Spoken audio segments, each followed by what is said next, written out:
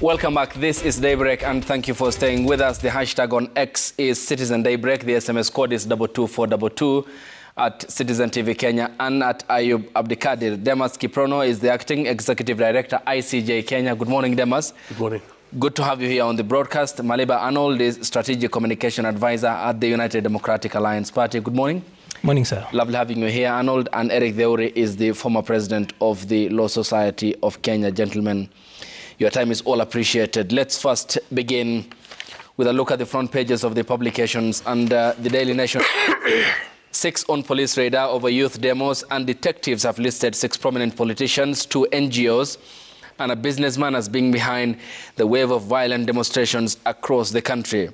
This even as the anti-tax protest entered the 3rd week and morphed from mostly peaceful processions to deadly confrontations laced with vandalism, theft of goods, and property. The Standard says shut down businesses in major towns and cities came to a standstill yesterday after demonstrators took to the street and blocked highways.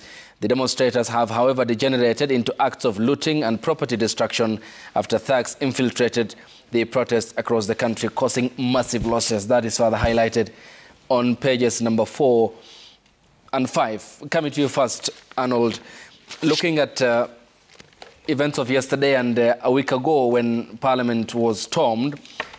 In between, we are talking about gross human rights violations,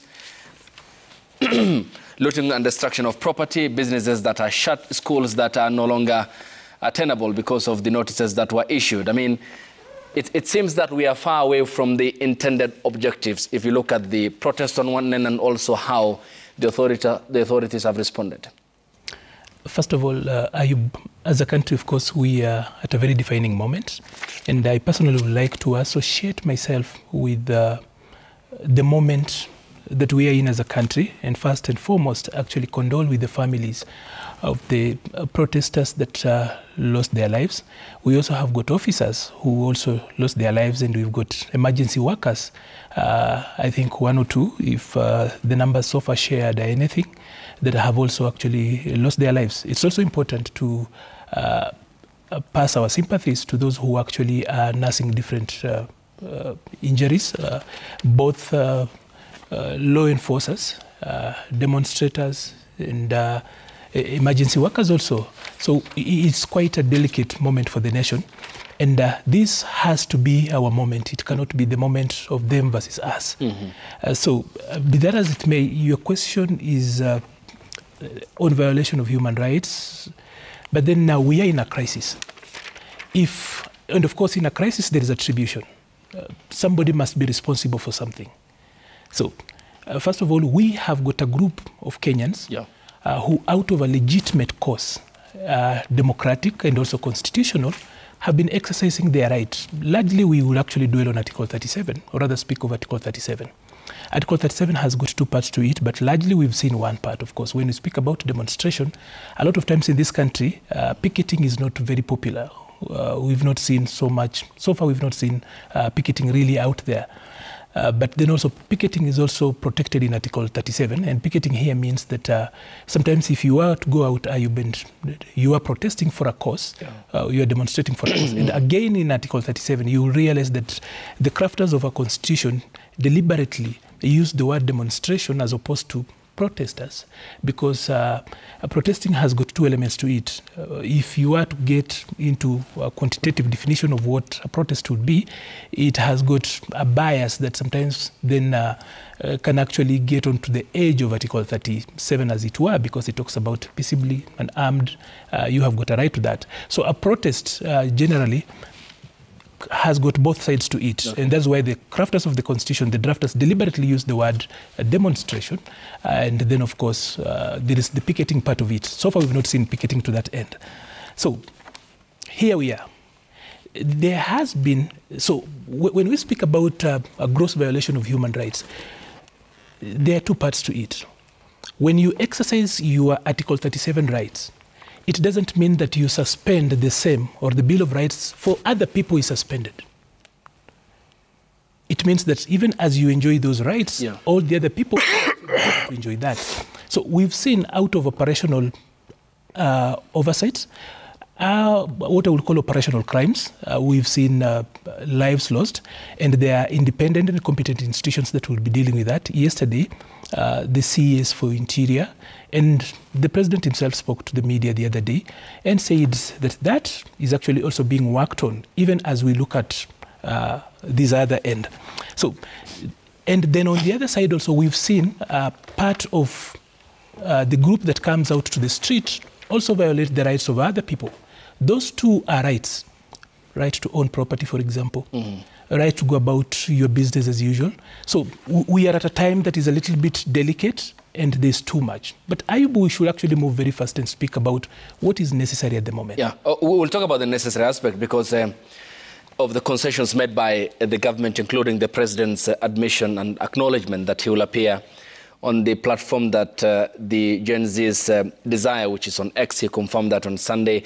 And also in between, the fact that in his Tuesday speech last week, he said what was meant to be a good cause and the young Kenyans coming out being hijacked and the parties they are in with the investigations now ongoing. Demas, coming to you, it seems the intended objective was good governance, but we are talking now about the number of deaths that continues to climb, and also Kenyans who are unable to transact their businesses. Schools were shut yesterday, many notices were issued. Businesses were no longer operational in major cities across the country. Some were looted, some people are still paying loans, but they woke up last week to empty shops. I mean, how then can we move forward with this discussion given the circumstances that we are in? Well, I agree that we are quite in a pivotal moment for this country. And indeed, from some monitoring that we've done, we've seen that there are criminal elements that may have infiltrated what was erstwhile considered quite an organic, organized, peaceful demonstration of freedom of expression, public participation, and freedom of assembly. However, in the recent days, we've seen wanton violence in Mombasa, in Nairobi yesterday, and other parts of the country, and it is quite unfortunate. However, it should not take away from what the main objective was, and I think we should, as a country, start thinking about how to move forward. In the past, these moments have been caused by mainly not caused, but led by the political class. This time, it is the people of Kenya who organized themselves and were communicating that they feel that the system does not work for them anymore, that they're not being listened to, and exercise their Article 37, Article 33 rights to express themselves. And that should be our way forward, what we should be thinking about mostly. But yes, we are a country, there's an economy that must continue. There are people who have their property rights, and that's where policing comes in. We are coming out of a context where we are trying to implement the Maraga Task Force report. If you look at the Task Force report, it actually indicts the police leadership itself, says that they lack inspirational leadership. And so we have had issues about dysfunctional policing, methods of policing, even the tools that we use to police. And as we embark on this process of change, we should start looking at all these reports, all these initiatives that we've been trying to do, and ask ourselves, why have we never really gotten to canon, so to speak, in terms of implementing truthfully all these demands that Kenyans have made. We'll have a further discussion about even the constitution that we have right now and why most of the contentious parts have never been implemented fully. For example? Yeah, we have the 2/3 rule. We're supposed to be in a moment where we are doing a review of boundaries.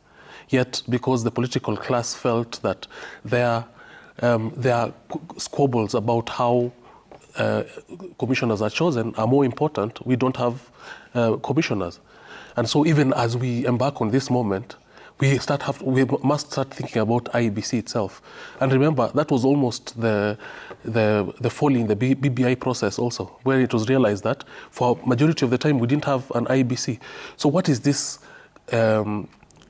We are at a moment where we are realizing that actually the political class have been taking us for a ride. And when you talk about, given the circumstances, when you talk about the institution of the police, and even now this being a service, the process we moved to the current service that we have was largely based on the goodwill that we have from a small section, but like the political elite was not happy about even the transformation of the police service. Yes. And here comes in now what Maraga points in his report, the aspect about welfare, the aspect about their state of mind in terms of what they go on in terms of their psychology. And they are dealing with the bulk of the work here, policing over us and making sure that we are all safe. It all then comes down to the conduct of the political establishment that we have in Kenya, is it? Yes. And given that there is a dialogue the president has proposed that will be multisectoral, how then can that be an honest platform where we can talk about these issues, including even how we can better our police service? I think that is the biggest question right now. How do we embark on a process that that gets legitimacy, especially from the so-called Gen Z? That is not another hijacked process where the political class control all the levers and give us the scraps. In fact, if you think of policing, remember, as soon as the 2010 Constitution came to be, we established the IPOA, National Police Service Commission, National Police Service with an independent Inspector General. Barely 3 years later, we were in the Security Laws Amendment Act, where we returned the appointing authority to the president, really taking us back to regime policing, rather than policing that is supposed to be professional, respect human rights, and be accountable. But all these issues have been reflected, and these proposals happened are in the Maraga report, and which I think we were in the process of implementing. And so there are many things that we need to talk about, including policing, including the hegemony that the political class over our national police service. But again, then we need to go back to the Constitution and say, what were the intentions that we had for ourselves in this Constitution? And remember, this Constitution was meant to restrain the political class. It was not meant to empower them that much. It was meant to restrain them, meant to realign governance to the people, to the sovereign people. Okay. How do we get back to that ideal? Okay, and we'll be looking into Professor Philip Ransley's report, who recommended raft of recommendations, including the examination of the institutional structure of the police and how that birthed the current service we have, and also IPOA. Advocate, coming to you, given what has been happening over the past a fortnight, it seems even the judiciary is bearing the brunt of the same, and all appears at the moment to be a crisis of a proportion that needs a very open discussion about how to move forward, given what we have witnessed yesterday of businesses that came to standstill, and this having an impact on how Kenyans who are already living from hand to mouth will have nothing to put on the table at the end of the day.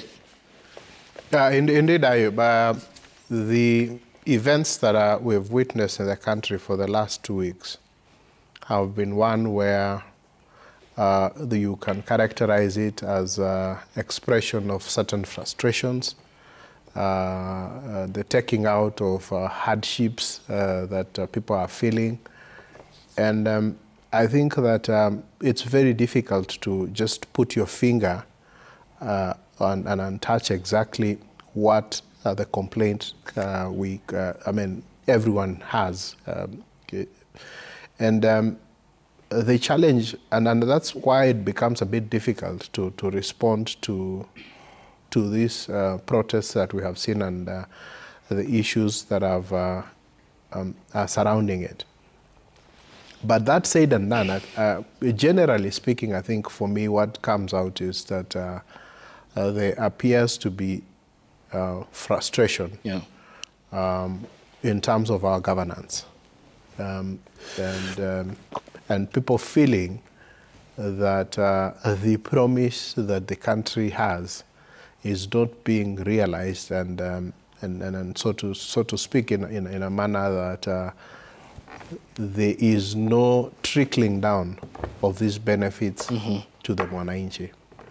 And when you look at everything that is happening, you see that there are people who are out there because they're saying, you know, drugs will be expensive. There are people who are out there who are saying we can't get jobs. And so that whereas anyone would have expected that the withdrawal or the so-called withdrawal of the finance bill would have sorted out the problems, it appears that that has not, it's not the cure to the issue. It was just, you know, like an act of oppression that led people to express certain things, and you know, like what you would call, you know, the kick of the last nail on the coffin, and everyone said, you know what, no, we are not going to take this. So it appears that we have far much bigger problems. And I would want to agree with especially what Dimas has said. Clearly, there's been unfortunate incidences of loss of life, and we pass my condolences to those who have lost their lives, and you know, our sympathies for those who are still nursing injuries. There've been a clear failure on the part of the police in terms of how they have dealt with these protests. We've also witnessed instances where it would appear that now goons or people intent not on demonstrating, but actually looting property and damaging property have come in. And certain situations that have arisen are extremely interesting, that you would find that it is, in certain cases, it is actually the protesters who are rounding up the people who are looting. But the police are not assisting the protesters as they arrest those guys who are looting. And so you find that it's like the police are more interested in dealing with the protesters as opposed to dealing with those people who are looting property and causing destruction. And so we have to examine all that and ask ourselves, where are we as we go forward? The other thing that you mentioned about the judiciary, I know there was this incident that was really highlighted about this young man in Eldoret. And I think, of course, there's that clarification. But you look at it, someone has been charged with, you know, probably stealing goods worth 37 million. You give that person 10 million cash bond, bail, it is not reasonable, even though the offense is. Look, there was this situation of what happened in Naivasha, where a magistrate imposes unreasonably high bond terms, and it turns out that there are actually children among those who have been charged. Yet, under the law, there is a very, very special procedure in terms of how children have to be dealt with. And this is not something that we are seeing even now. In the time when I was president, and we had the mandamanos that were called by ODM, we witnessed the same thing. So you can tell that it is an institutional culture to oppress people and to go outside of the Constitution to try and restore law and order. Okay. You mean the judiciary? No, the entire system. Okay. And what happens is that you then expect that the judiciary will be the one resisting Yeah, the judiciary will be the one looking at it and saying, no, this one, I think they're children. Can you verify this? Can you do this? Can you do this? All right. But when they actually fail in that duty, yes, then they end up being seen as part of the regime that is oppressing them. And I want to say this. There's an incident that happened in Nigeria when they had their SARS protest. In Lagos, they actually burned down the High Court. And you look at what happened in Kenya, and a very unfortunate situation at the Supreme Court. Yes. But it draws parallel. So you want to ask yourself, yes, it is criminal in the first instance, but could there be something else that drove Kenyans to do that? Okay. You think there can be an ulterior motive other than what we saw? No, I'm saying that the act in itself is criminal. So you may want to look at it as just as a criminal activity, but you may want to ask yourself, are we at a place where Kenyans look at the judiciary and they feel like the judiciary is serving them, or they feel that the judiciary is part of what they consider to be an oppressive system, and so therefore that they are taking out of the anger and banning the Chief Justice's office and the Supreme Court was more than just a criminal activity. Okay. When we get back from the break, Maliba, I begin with you as we expound on this and the investigation that the authorities looking into 6 persons and over the demonstrations and 2 NGOs and a businessman who the details were not provided, but they are on the radar of the investigative agencies in the country on whether they are the sponsors, the financiers and the planners of the demonstrations that had seen the destruction of property, including the premises of Parliament, which a section of it was set ablaze, and the office of the Chief Justice and the City County of Nairobi, the Governor's office, and also the loss of lives therein, and what appears to be the bloodline between the freedom to assemble and demonstrate and the high-handedness from the police service as to the number that continues to climb up. The hashtag on X is Citizen Daybreak. The SMS code is 22422 at Citizen TV Kenya and at Ayub Abdikadir. More after the break here on the broadcast. Stay tuned.